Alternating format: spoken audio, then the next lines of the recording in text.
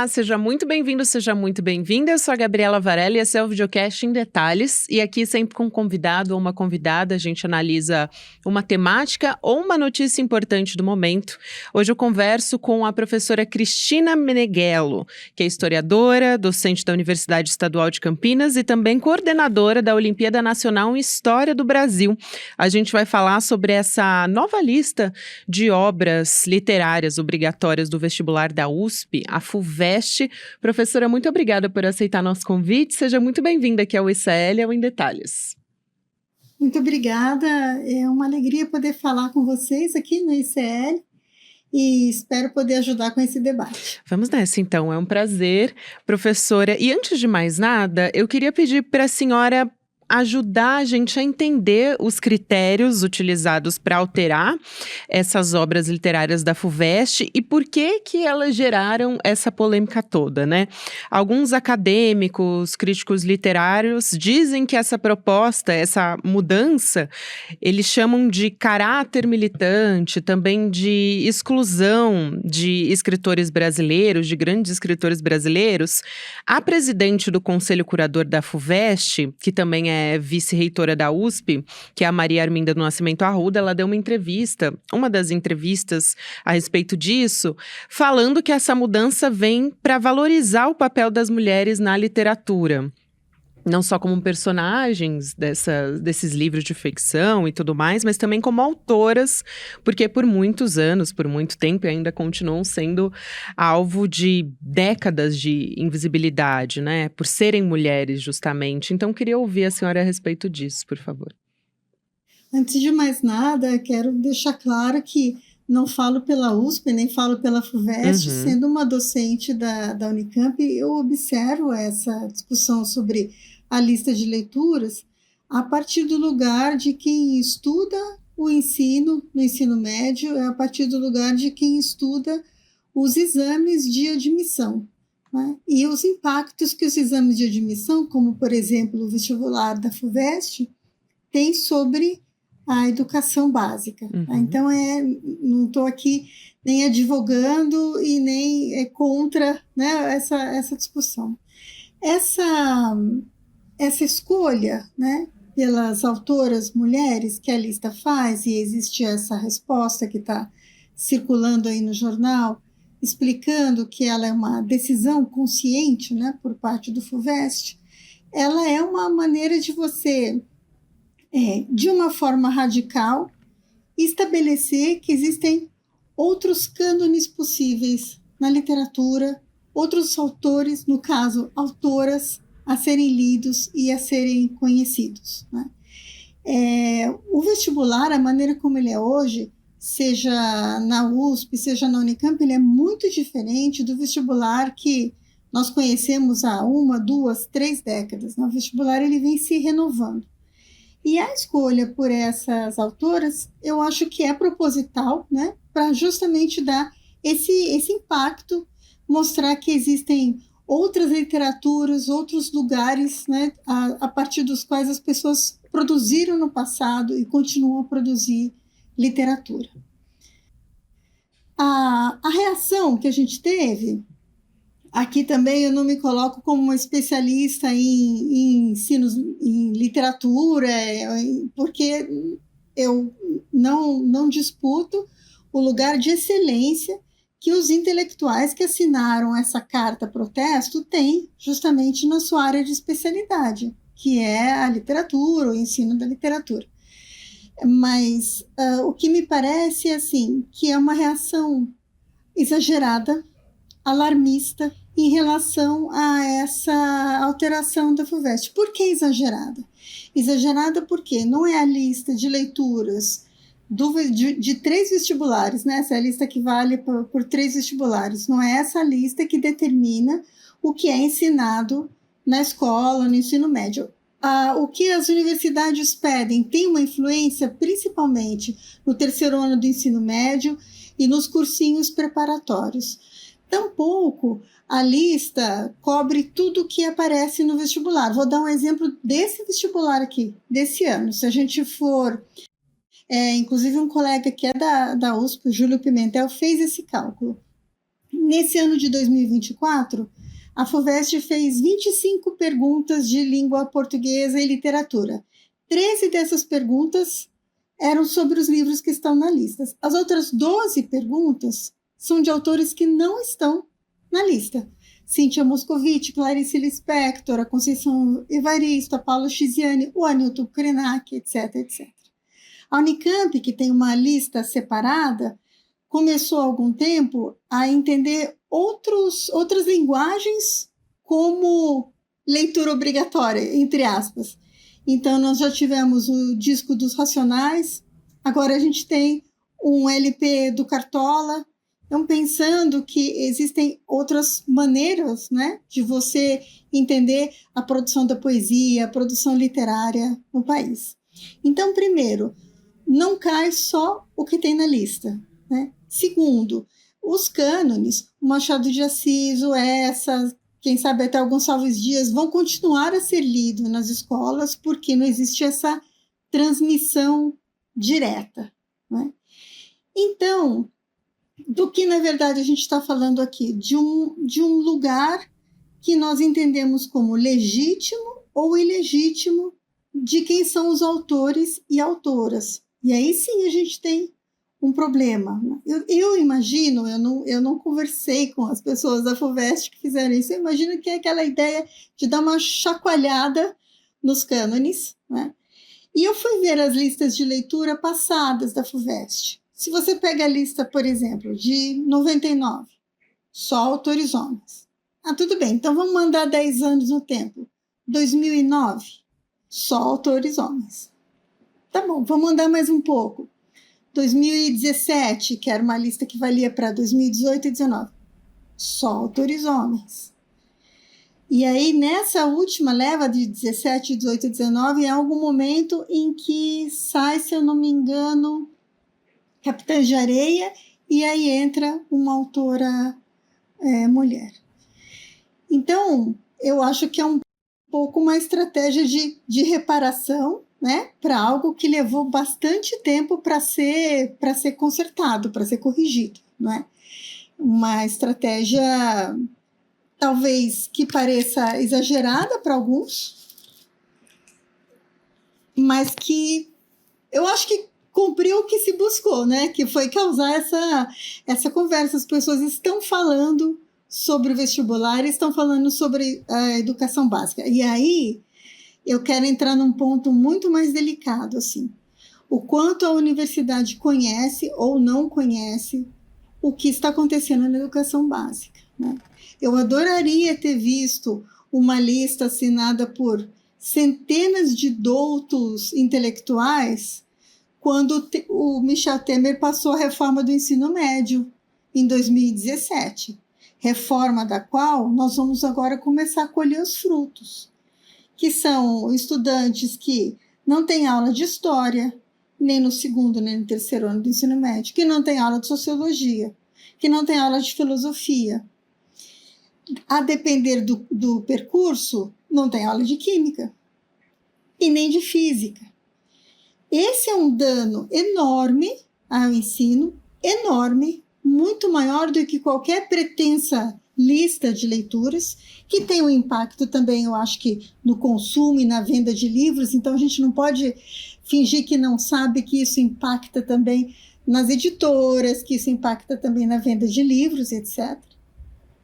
Mas de que ensino médio a gente está falando? Então, eu muitas vezes percebo nas pessoas da universidade, assim, quando elas falam da escola, elas falam ou da escola onde elas estudaram, ou da escola onde os filhos ou netos delas, porventura, estejam estudando, mas não é uma visão global, uma visão macro do que é o ensino hoje. Essa visão macro do que é o ensino hoje nos deixa muito preocupados.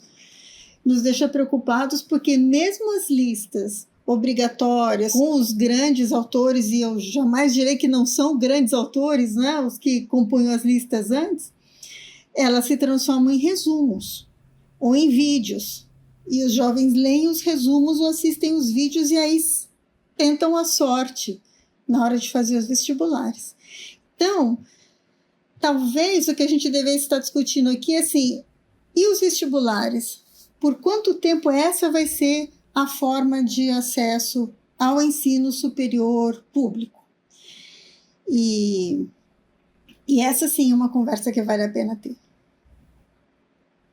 A senhora trouxe tantos pontos importantes aqui, mas particularmente um deles me tocou bastante, na verdade 2 deles, porque eu acho muito interessante quando a senhora compara com listas de leituras obrigatórias de vestibulares anteriores da USP. Então, quando a gente fala, por exemplo, de Raquel de Queiroz, de Clarice Lispector, são autoras consagradas que furaram uma barreira muito dura na academia para conseguir fazer parte, figurar nessas listas obrigatórias, como é a da FUVEST, que é um dos maiores vestibulares do país. Agora, diversas críticas já foram feitas à FUVEST e também a vestibulares nesses mesmos moldes. E aí a senhora trouxe, por exemplo, exemplos de como os vestibulares podem se modernizar e pensar em outras formas de avaliação, assim como a Unicamp fez, trazendo, por exemplo, um LP do Cartola.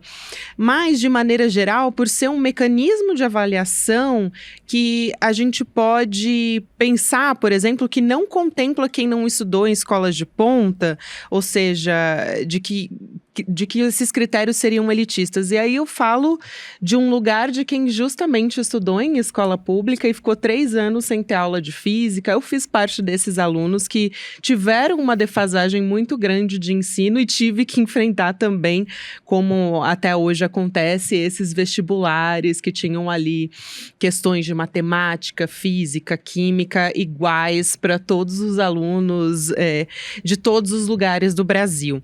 Agora, a senhora acha que essas transformações, como por exemplo essa obra que alguns especialistas estão avaliando como uma medida radical de obras escritas só por mulheres, e é importante dizer aqui que isso é uma proposta temporária, né? Essa lista é entre 2026 e 2028, quer dizer, não é para sempre que essa lista está sendo proposta. Mas vamos lá. Transformações como essas são tentativas de dialogar com essas mudanças na nossa sociedade, de ser mais inclusiva e, consequentemente, pensar também em outras formas de como as pessoas estão consumindo a literatura hoje?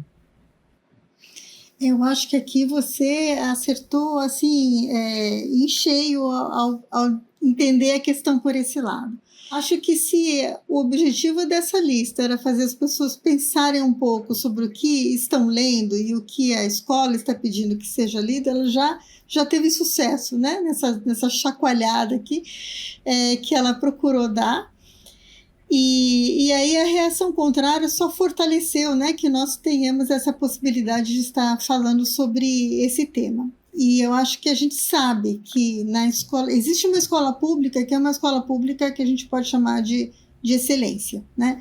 Que são os cursos técnicos ligados às universidades públicas ou são os institutos federais. E existe uma outra escola pública, essa sim, que sofre de defasagem, de aprendizagem, que não tem professores suficientes, não tem condições físicas suficientes. E aí você joga para um vestibular todas essas pessoas como se elas estivessem vindo na mesma igualdade de condições. Assim como existem coisas que eu acho que são absurdos, né? São bizarrices, né? Como famílias que mantêm os filhos simultaneamente numa escola pública e numa escola particular para que ele possa dizer que fez o ensino médio na escola pública, ou seja, as pessoas vão criando mecanismos para burlar, né, os exames de seleção. Qual seria, então, o caminho para isso? Primeiro, vamos começar lá atrás disso que você falou, reverter a reforma do ensino médio. Né? A proposta que a gente tem atualmente é que ela seja parcialmente revertida. A gente não vai dizer que o ensino médio era excelente, mas isso que foi criado é excludente, é muito ruim. Então, eu acho que essa é a luta de fundo. Uma lista só de autoras mulheres, se a gente reage e fala assim, não, mas por que fizeram assim? Por que não foram aos poucos? Por que não puseram uma autora para a gente ir acostumando? Aí punha 3, aí depois punha meio a meio. Eu acho que tem coisas que não podem esperar. Quando surgiram as cotas, né, EPI, como a gente fala aqui em São Paulo, né, pretos, pardos e indígenas, muita gente falou assim, não, mas não é na ponta da universidade que tem que fazer essa alteração. A gente tem que melhorar a educação básica, a gente tem que melhorar lá nos cursos primários. Não adianta. Essas pessoas têm 18 anos hoje. É hoje que elas precisam da oportunidade de vir para a universidade. A gente não pode sempre reagir dizendo que tem que melhorar lá no começo e aguardar 20 anos por uma alteração. Tem gerações que não têm 20 anos para os quais esperar. Eu vejo essa lista um pouco assim. Em vez de, agora põe mais uma, agora põe mais duas autores. Não. Agora vamos pôr um autor indígena. Não. Vamos fazer algo assim para gerar impacto. Então, deixemos essa história da lista de lado, inclusive porque eu mostrei que na prova da FUVEST caem outros autores que não esses, não é? E que ela é justamente alterada a cada 3 anos, não por acaso. As listas são alteradas a cada 3 anos porque é quanto dura o ensino médio, tá? Não é fortuito essa coisa de 3 em 3 anos. Então, vamos pensar em formas de democratizar o acesso à universidade. E aí, democratizar o acesso à universidade é diversificar as formas de ingresso, né? Eu acho que o grande especialista nesse tema é o professor José Alves Freitas Neto, que é o diretor hoje do Conveste, né, que é o vestibular do Unicamp. Aliás, já é a segunda gestão dele como diretor, então foi ele que implementou a questão das cotas, implementou o vestibular indígena, que é uma grande conquista da Unicamp, mas diversificou as formas de acesso. Então, tem o projeto que é o Profis, que é aquele em que o aluno com mais alta nota das escolas de educação básica, né, do ensino médio público, ao redor de Campinas, todos eles vêm para a Unicamp e fazem 2 anos de um curso de acesso, a partir do qual eles já ingressam automaticamente nos cursos. Hoje a gente tem as vagas olímpicas, ou seja, os alunos com um grande desempenho numa Olimpíada de matemática, de física ou de história, entram também automaticamente. Então, por exemplo, no curso de História, nós temos 2 vagas olímpicas. O aluno ou aluna que teve medalha de prata, de ouro, excelente desempenho, faz uma prova adicional, entra no curso de História, sem passar pelo funil do vestibular. Então, essas são atitudes, assim como também usar o Enem, usar outras notas, né? Agora, tem também o Provão Paulista. Essa fragmentação, ela é positiva. Sim. A gente percebe isso sendo docente na universidade. A classe para a qual eu dou aula hoje, em 2023, não é a composição da classe que eu dava aula há 10 ou 20 anos atrás. Ainda bem, né? E ainda bem. E aí é essa transformação que nos transforma também, né? Como docentes, transforma também, nos obriga a repensar a forma de dar aula, nos obriga a repensar a prática. É isso que vai redemocratizar o acesso à universidade. No mundo ideal, existiria uma vaga na universidade para cada aluno que está no ensino médio. No mundo real não é assim, né? As tentativas de criar vagas nas faculdades particulares que foram feitas nos governos petistas, né, surtiram efeitos positivos e negativos. E as universidades públicas paulistas continuam sendo esse bastião da excelência, mas essa excelência tem que ser democratizada, né? Então, eu acho que aí não é tanto pela questão do fez a lista, não fez a lista, mas pelas formas de acesso, né? E formas de permanência também, porque esses estudantes, uma vez dentro da universidade, têm que ter garantido a sua permanência, né? A sua alimentação, a sua moradia, bolsas, né? Que o ajudem a cumprir, né? Os anos do seu curso. É dessa maneira que a gente vai transformar o ensino. Não é também sentindo-se ameaçado, né? A cada novidade. Eu acho que é tão importante ponderação, todas essas que a senhora está trazendo aqui, professora, porque a gente está falando não só de uma lista, é muito mais profundo do que isso, né? Essa mudança, a gente está falando de tantas coisas. Por exemplo, essa ausência desses autores como Machado de Assis, o Érico Veríssimo, que vão voltar a figurar nessa lista da FUVEST a partir de 2029, então, ela sendo momentânea, e eu estou reforçando isso mais uma vez, eu queria perguntar de que maneira esses críticos, essas pessoas, por exemplo, que estão falando que seria uma espécie de prejuízo na aprendizagem desses alunos, de que forma? Porque a gente está falando de autores tradicionais, de clássicos, que são importantíssimos para a formação desses alunos, mas que eles deveriam fazer parte do ensino desses alunos como um todo, né? Durante o curso da aprendizagem no ensino médio. E aí também os representantes da USP, reitores, também o diretor executivo da FUVEST, eles fizeram um artigo defendendo justamente essa lista, dizendo que tradicionalmente o cânone literário tem valorizado autores já consagrados que não podem ser negligenciados na formação dos estudantes. Quer dizer, que isso vai permanecer ou deveria permanecer, quando a gente está falando aqui nas escolas, mas que essa é uma abertura para outras criações literárias, então enriquecer mais o aprendizado desses alunos, desses adolescentes, desses jovens, trazer reflexão, outros tipos de reflexão para esses vestibulandos. Então, qual que é a importância quando a gente fala, por exemplo, de um estudante ter contato com obras como a da Conceição Evaristo ou a da Anísia Floresta? Eu fiquei, assim, muito animada de imaginar se eu, na época que eu era estudante, pudesse ter contato com a obra da Anísia Floresta tão cedo, tão jovem. O que isso contribui para a aprendizagem, né?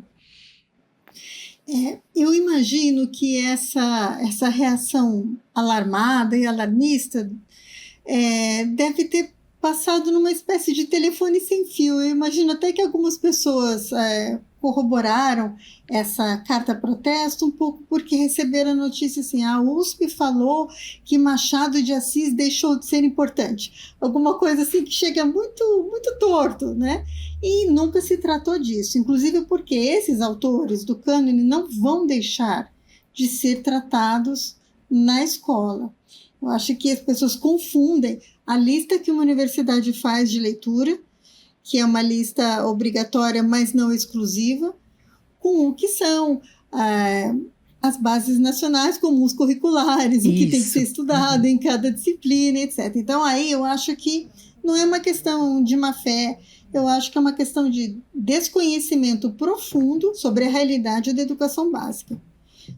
Sobre isso, as pessoas podem ser criticadas. Eu acho que a universidade já passou essa fase, que era legal a universidade achar que ela estava nos píncaros, né? E que ela não precisava entender como é a educação básica. Ela deve entender como é a educação básica. Então, partindo do princípio que a lista não é exclusiva, de que os autores podem entrar e sair da lista, de que as pessoas não vão deixar de saber quem é Machado de Assis, se é que elas sabem.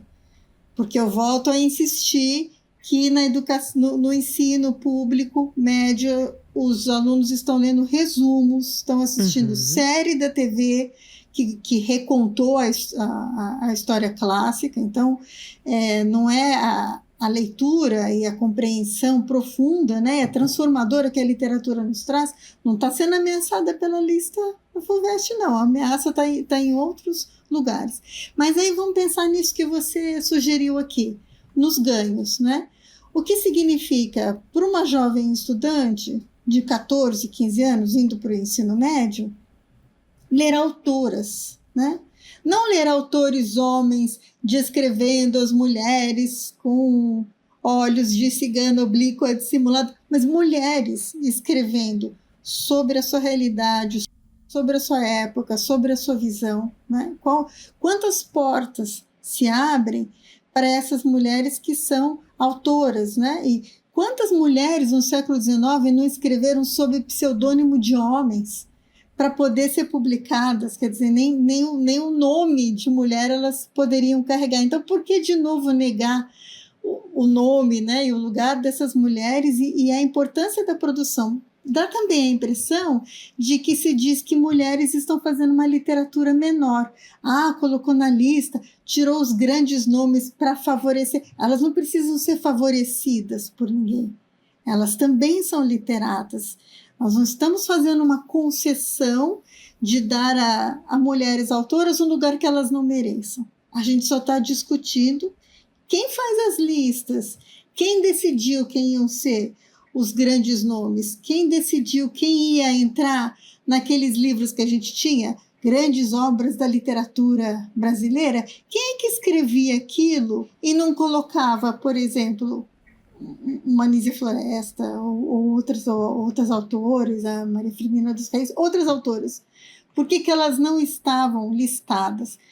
Vamos transformar isso para a história da arte. Compra na década de 2000, você vai lá na banca de revistas e compra grandes gênios da pintura. Tem uma mulher, duas.